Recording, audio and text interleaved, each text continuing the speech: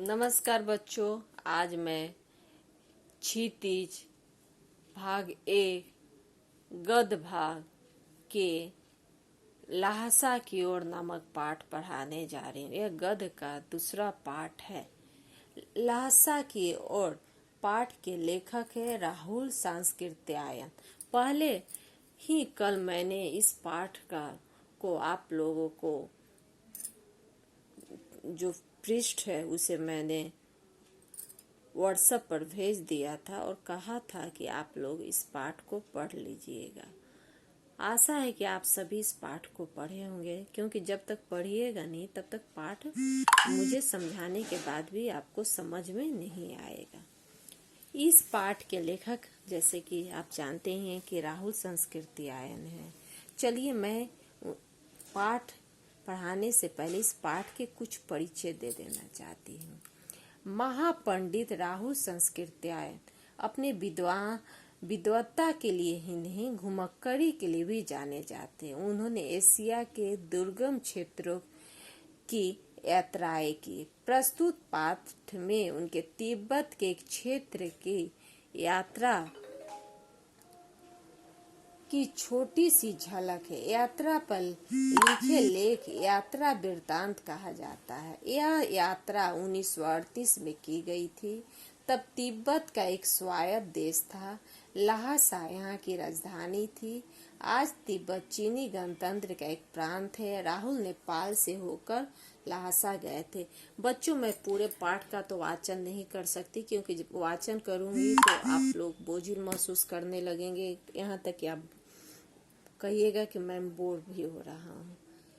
इसलिए मैं पाठ के कुछ रोचक बिंदुओं की चर्चा करना चाहती हूँ, जो रोचक है, पाठ के लिए महत्वपूर्ण है, और इसी के इर्द गिर्द, इसी बिंदुओं के इर्द गिर्द पूरे पाठ को संजोया पिरोया गया है। चलिए मैं कुछ रोचक बिंदुओं को चर्चा करती हूँ। सबसे पहले इस पाठ की शुरुआत होती है नेपाल तिब्बत मार्ग का महत्व। माने नेपाल तिब्बत मार्ग के बारे में, मैं रास्ते के बारे में आप लोग को बताना चाहती हूँ। यह नेपाल से तिब्बत जाने का मुख्य रास्ता है। फड़ी कलिंगपोंग का रास्ता जब नहीं खुला था तो नेपाल ही नहीं, हिंदुस्तान की भी चीजें इसी रास्ते तिब्बत जाया करती थी। यह व्यापारिक ही नहीं, सैनिक रास्ता भी था। इसलिए जगह जगह फौजी चौकियां और किले बने हुए हैं। दूसरा है, चलिए, तिब्बत का सामाजिक जीवन, माने वहाँ का सामाजिक स्थिति क्या था, वहाँ की सामाजिक जीवन क्या था, इसके विषय में मैं बता देना चाहती हूँ। वहाँ जाति पाति छुआछूत का सवाल ही नहीं, और न औरतें पर्दा ही करती है। आप बिल्कुल अपरिचित भी हो तो घर की बहू या सासू अपनी झोली में से चाय दे सकते हैं, या वह जो औरतें हैं आपके लिए कुछ उसे पका भी देगी। अब तीसरा बिंदु है ठाड़ा ठोंगला का जंगल एवं ठहरने का प्रबंध, यानी लेखक के लिए जो ठहरने का प्रबंध हुआ उसके विषय में मैं बता देना चाहती हूँ। लेखक ठोंगला के पहले आखिरी गांव में गए, यानी वे कहाँ गए, परित्यक्त यानी त्यागे हुए चीनी किले से जब वे चलने लगे तो एक आदमी राहदारी मांगने आया।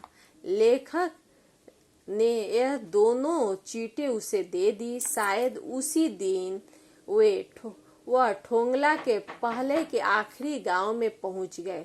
यहाँ भी सुमति के जान पहचान के आदमी थे,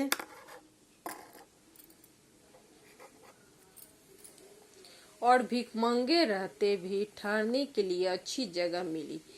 5 साल बाद हम यानी लेखक इसी रास्ते लौटे थे, और भिखमंगे नहीं, एक भद्र यात्री के वेश में घोड़े पर सवार होकर आए थे। किंतु उस वक्त किसी ने उन्हें रहने के लिए जगह नहीं दी थी, और वे गांव के एक सबसे गरीब झोपड़े में ठहरे थे। बहुत कुछ लोगों को उस वक्त के मनोवृत्ति पर भी निर्भर है, यानी मन पर। खासकर शाम के वक्त छंग पीकर बहुत कम होश श्वास में दुरुस्त रखते। वहाँ एक तरह का पेय पदार्थ होता है जिसे छंग कहा जाता है। चलिए आगे हम लोग देखें।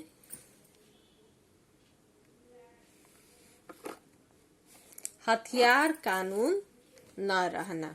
उस समय तिब्बत में हथियार कानून नहीं था, अतः सभी लोग पिस्तौल, बंदूक और लाठियों के तरह रखते थे। अतः यात्रियों को खून डर हमेशा बना रहता था।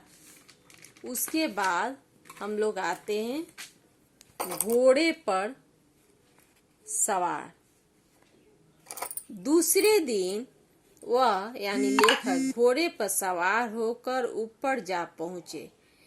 वे समुद्र तट से 17-18 हजार फीट ऊंचे थे। सर्वोच्च स्थान पठार के देवता का स्थान है। उसे पत्थरों और जानवरों के सींगों तथा रंग बिरंगे कपड़े के झंडियों से सजाया गया था। उसके बाद हम लोग आते हैं उतराई पर भटकाव। उतराई पर भटकाव यानी वो सर्वोच्च शिखर पर गए, अब उससे उतरने के समय वो भटकाव यानी भटक गए। उसके देखिए किस कारण से भटके, क्यों भटके। पहाड़ से उतराई के बिल्कुल मुश्किल नहीं थी, लेकिन लेखक का घोड़ा धीमा चलने लगा। वह धीरे धीरे बहुत पिछड़ गया। एक जगह जहां 2 रास्ते फूट रहे थे, उसने गलत रास्ता चुन लिया, जिससे लेखक भटक गया। अब आगे हम लोग देखते हैं टिंगरी समाधि गिरी पर। टिंगरी समाधि गिरी कहाँ है, कैसा है। लेखक और उसके साथी टिंगरी के विशाल मैदान में पहुंचे, जो पहाड़ों से घिरा टापू सा मालूम होता था, जिसमें दूर दूर एक छोटी सी पहाड़ी मैदान के भीतर दिखाई पड़ती थी। उसी पहाड़ी का नाम था टिंगरी समाधि गिरी। इसके आसपास के गांव सुमति के अनेक यजमान थे। वह उन्हें भेंट स्वरूप बोधगया से लाए कपड़े के गंडे भी बांटता चलता था। अब उसके आगे हम लोग आते हैं शंकर विहार। दूसरे दिन वे तेज धूप में चल रहे थे। तिब्बत में सीधी धूप कड़ी होती है, पर यदि कपड़े की छाया कर ले तो बहुत ठंड मालूम होती है।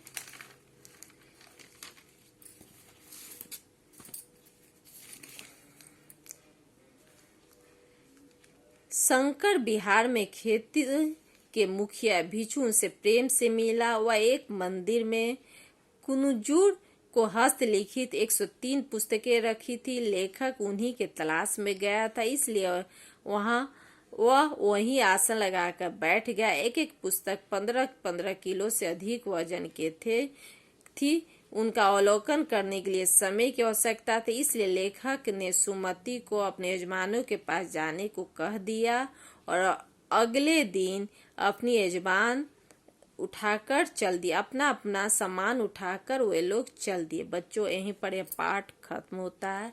इसके प्रश्न उत्तर की मैंने चर्चा करूंगी, लेकिन इससे पहले मैं कुछ उपयुक्त बिंदु पर आप लोग को बता देना चाहती हूँ कि ये जो पूरे पाठ को आपने पढ़ा, ये पूरा यात्रा वृत्तांत है, और इसको फिर से आप लोग एक बार पढ़िए। उसके बाद मैं प्रश्न उत्तर की चर्चा करूंगी। धन्यवाद। मैं अपनी वाणी को यहीं विराम देती हूँ।